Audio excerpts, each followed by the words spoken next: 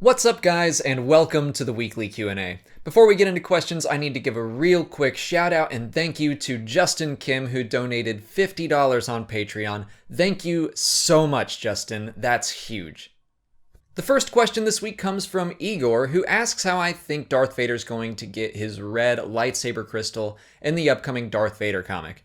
The simple answer would be that he just takes any old crystal out of a fallen Jedi's lightsaber from the temple and just bleeds it and makes a new one, but Charles Soule, the writer of the comic, he's described this journey as kind of a quest. So I think Darth Vader is going to be seeking out a very specific crystal, and my current theory on that is that he will be hunting down the crystal of Mace Windu. That would be a lightsaber that is symbolic to him because it was there for his birth, quote unquote, as a Sith. It was his first action against the Jedi Order, really, was to cut off Mace Windu's hand and send that lightsaber flying down into the streets of Coruscant, where I imagine it was picked up and then passed into the black market or something. So it could make for a very interesting story and a personal one for Darth Vader as he hunts down the lightsaber of Mace Windu.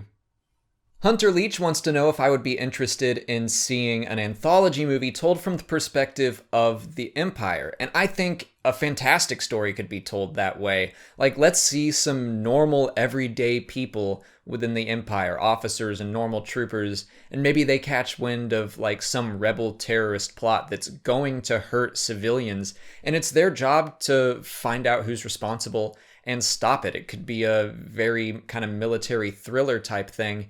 And if they're pitted against someone like Saw Gerrera, who is very much a guerrilla fighter and doesn't care about like civilian casualties, that could be a very easy way to paint the Empire as protagonists for once. So yeah, I would love to see something like that.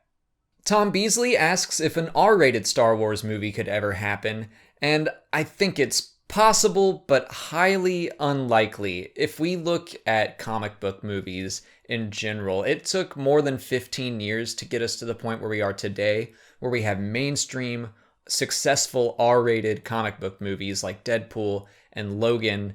And if it ever happens, it's going to take probably at least that long for Star Wars, if not longer. But Star Wars to me is even more family friendly than comic book movies. It's always been something that kids have wanted to see. I just don't see Disney or Lucasfilm wanting to go that way with it. But if they ever do, I would absolutely love to see an R-rated version of the Darth Bane trilogy of books put into film form. Thanks to last week's episode of Star Wars Rebels, we've now gotten an on-screen appearance of a toilet for the first time ever. So Gabriel Moody wants to know if they have toilets and indoor plumbing, even in backwater planets like Tatooine. I have to imagine that if you can put a pretty sizable refresher on a shuttle in space, that you can put one in a hut on a desert planet. I don't think Obi-Wan has to squat over a pit every time he needs to go. And if Gary the Stormtrooper has taught us anything, it's that the Lars homestead definitely did have a bathroom. Jimmy asks how magic works in Star Wars, and I'm assuming you're talking about the green, wispy, Mother Talzin, Night Sister-y style magic, and that's just another aspect of the Force. The new canon has been continuing to show us more and more ways that different beings and cultures relate with the Force, and magic is just another one of them. It happens to be powered by the dark side, but I would say that you could still consider it a Force ability to some degree. That's it for patron questions. If you're a patron and you didn't see your question answered here, just hop on over to Patreon where I left you a written response. If you're not a patron, you can learn more by following the link in the description. Just a small monthly donation will get you access to more Star Wars Explained goodies like monthly giveaways or archived live streams, and the combined donations really go a long way in helping support the channel. Moving on to YouTube questions, Zin Bergeron asks why the Death Star's Superlaser is green, when, as far as we know, it was powered by colorless, unbonded kyber crystals.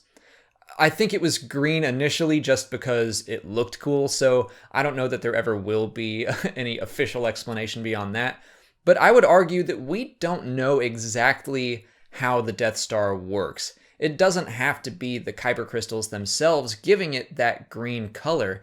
It could be something like the energy they pour into the crystals that produces that color. It could be any number of technical things within the inner workings of the Death Star that actually make the color of the Superlaser green.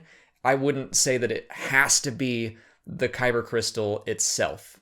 James Galen Bloyd wants to know why the Jedi think the Force is on their side, why the Sith think the same thing, and if the Force shows any bias one way or the other. I think the Jedi and the Sith feel that way for the same reason that the Crusades were fought hundreds of years ago in the real world.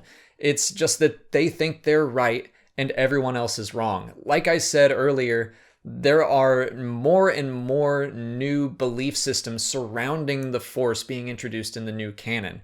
And as long as there are differing belief systems, even if they're all believing in the same Force, as long as there are differences there are always going to be zealots who think that their way is the right way, and they're willing to fight anyone who disagrees with them, even if all of the different beliefs are valid.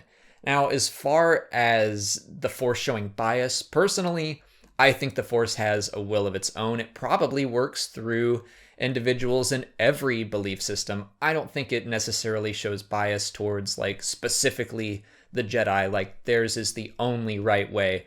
I think we're being shown more and more that the Jedi were very flawed and that their way is not always the right way.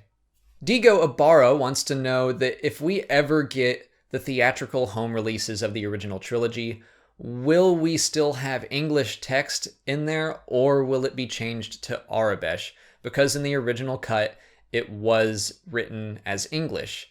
Little cosmetic changes like that, they've never bothered me. They don't affect the story, and they kind of make everything fit with the universe more. However, I tend to lean towards Steven Spielberg's way of thinking. When he put out the DVDs of the Indiana Jones trilogy, he made some digital changes.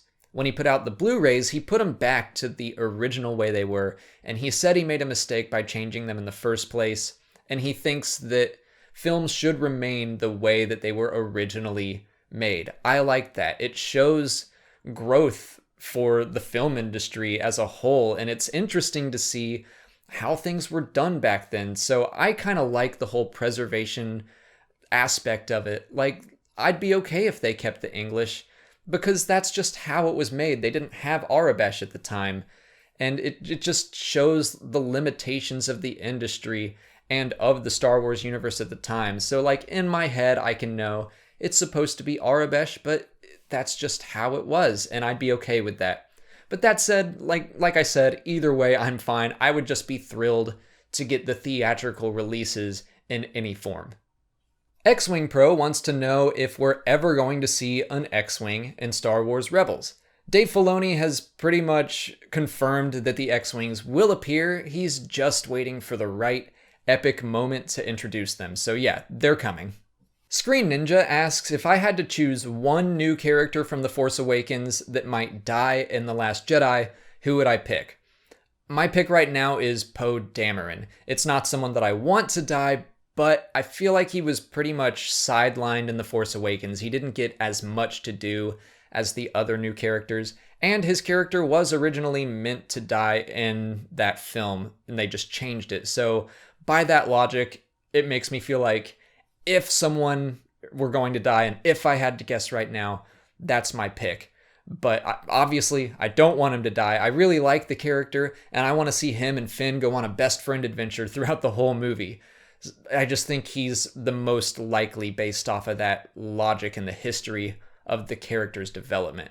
I also think that potential deaths would include Hux or Captain Phasma.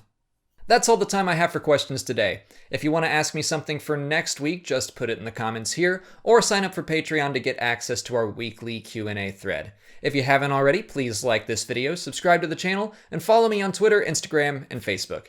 As always, thanks for watching, and may the Force be with you.